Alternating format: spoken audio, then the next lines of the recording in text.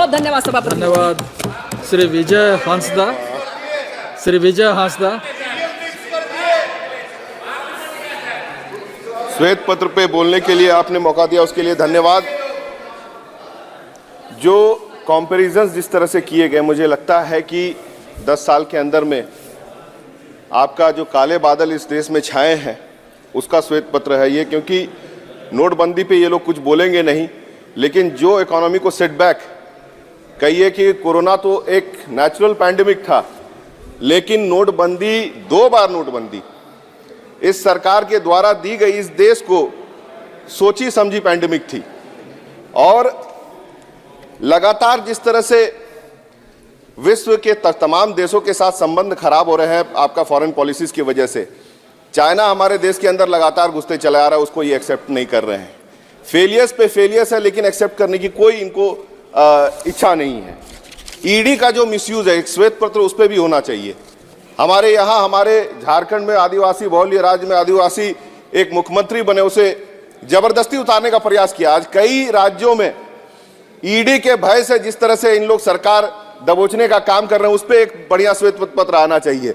लेकिन माननीय हेमंत सोरेन जी झारखंड में झुके नहीं, और आदिवासी का जो व्यक्तित्व है उन्होंने दिखाया, बिना झुके उन्होंने दिखाया कि इनके सामने नहीं झुकेंगे।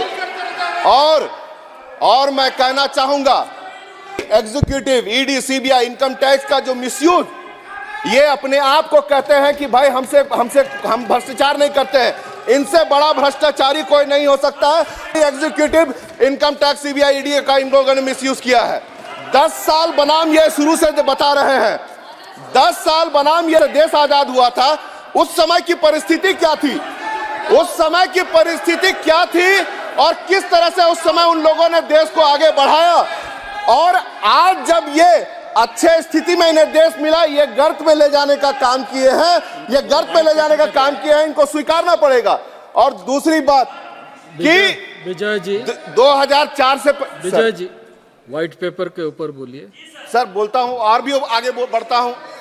2014 से पहले जिन जिन बातों को लेकर के ये सरकार में आए, चाहे वो 15 लाख रुपए की बात हो, 2 करोड़ प्रत्येक वर्ष रोजगार की बात हो, बोल रहे हैं, या आपका जाकर के पेट्रोल, डीजल और गैस की बात हो, बोल रहे हैं, तो सभी चीजों में ये लोग फेल हुए हैं। इनको ये स्वीकारना पड़ेगा, सभी चीजों में ये फेल हुए हैं। और उसके बावजूद तो देश की व्यवस्था जो बनाई गई थी, रिजर्वेशन क्यों दिया गया सर? रिजर्वेशन इसलिए दिया गया जो हजारों साल से जिन पे जो है अत्याचार हो रही थी, उस समाज को आगे लाया जा सके, चाहे वो एसटी हो, एससी हो, ओबीसी हो। प्राइवेटाइजेशन के माध्यम से इन्होंने सबसे ज्यादा उनका हक मारने का काम किया है। और जो ईडी की मिसयूज की बात हम कर रहे हैं, ईडी और जितने संस्थान उनकी मिसयूज की बात कर रहे हैं, नाम लेंगे तो इनको थोड़ा सा दुख हो जाएगा, बहुत ज्यादा दुख हो जाएगा कि इनके जो मित्र, व्यवसायी मित्र, उनको ठेका पट्टा दिलाने के लिए और जो कंपनीज के फेरबदल, हैंडओवर, टेकओवर करने के लिए उनके ऊपर, जो उनके विरोधियों के ऊपर ईडी, सीबीआई का, इनकम टैक्स का प्रयोग किया गया। कहां से ये अपने आप को भ्रष्टाचार मुक्त कर रहे हैं? मुझे लगता है कि 75 वर्ष के बाद में सबसे ज्यादा अगर भ्रष्टाचारी पार्टी अगर खड़ा हुई है तो ये भारतीय जनता पार्टी खड़ी हुई है। इसे ये चाहे जितना भी लपेट ले, शहद में चाहे जितने भी लपेट ले, इनकी सरकार ईडी, सीबीआई और इनकम टैक्स की वजह से चल रही है, वरना ये सामने किसी भी पार्टी से लड़ने के लिए इनमें दम नहीं है। बहुत बहुत धन्यवाद। डॉक्टर